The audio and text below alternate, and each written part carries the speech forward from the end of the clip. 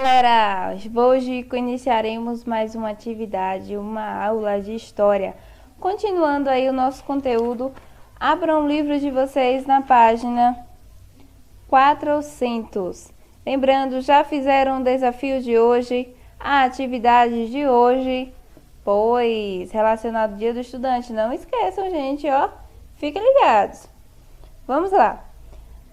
O nosso conteúdo de história é a regência e o segundo reinado, é o que o nosso conteúdo para a prova. Hoje estudaremos um pouquinho sobre o período regencial e as revoltas regenciais. Olha, Dom Pedro I abdicou do trono, como estudamos, e voltou para Portugal. Deixou aqui no Brasil seu filho Dom Pedro de Alcântara, de apenas 5 anos.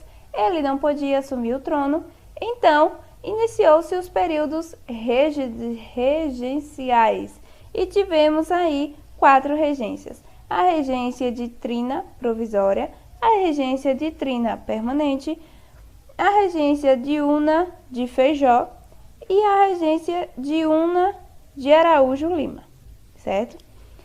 Só que aí, devido a alguns problemas econômicos, ocorreram revoltas nessas regências, certo? E algumas revoltas ficaram bem conhecidas, bem famosas, e entre elas estão a revolta da cabanagem, da farroupilha, a revolta do malês, a sabinada e a balaiada, certo?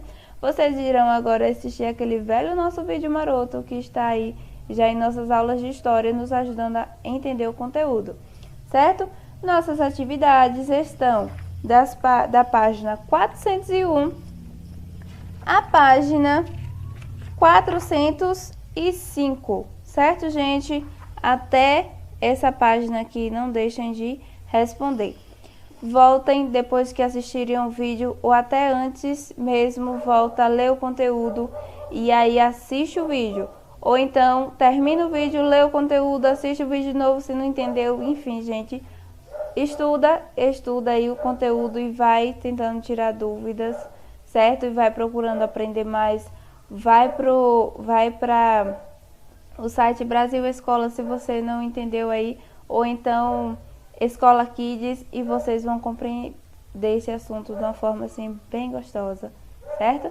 Então, beijos. Até a nossa próxima aula, porém, continue aqui para vocês assistirem o nosso conteúdo aí do vídeo, que está um vídeo assim, ó, delicioso. Independência ou morte! E foi aí que começou o primeiro reinado. O primeiro reinado foi considerado de caráter absolutista, ou seja, um poder absoluto nas mãos do imperador. Com seu exército destruído e sem ter apoio do povo, que já estava cansado de suas regras, Pedrinho resolve abandonar seu trono e voltar a Portugal. Mas depois do primeiro reinado, vem o segundo reinado? Não, na verdade tem uma grande treta. Dom Pedro II era menor de idade e não poderia assumir o trono. E além disso, não havia nenhum outro parente próximo de Dom Pedro I que pudesse governar. Mas então, quem irá substituí-lo? Segundo a Constituição, seria uma regência trina. É o quê? Calma. Isso significa que deveriam ser eleitos, numa assembleia, 3 pessoas para governar o país. Mas aí veio outra treta. A assembleia estava em recesso. Então os poucos parlamentares que estavam presentes tiveram que se virar nos 30 para eleger temporariamente esses 3 carinhas. Foi a regência trina provisória. E por causa de todas essas tretas, o período regencial é considerado um dos períodos de maior instabilidade, ou seja, confusão política. Mas e aí, rolou a regência? Sim, a regência trina provisória foi formada por Carneiro de Campos, Campos Vergueiro e Francisco de Lima e Silva. Mas eles ficaram por pouco tempo, pois logo que possível foi eleita uma reunião com toda a Assembleia para eleger a regência trina permanente, em que se elegeram Braulio Muniz, Carvalho Costa e o único reeleito, Francisco de Lima e Silva. Mas lembra que eu falei que esse foi um dos períodos mais bagunçados do Brasil? Então, por causa da bagunça, o povo começou a ficar doidão e a se revoltar contra o governo. Mas até que algumas ideias dos revoltosos eram legais e foram importantes para a formação da democracia que temos hoje. Então, bora dar uma olhada no que esses carinhas pediram? A revolta da cabanagem ocorreu na antiga província do Grão-Pará, região em que havia fome, pobreza e desemprego.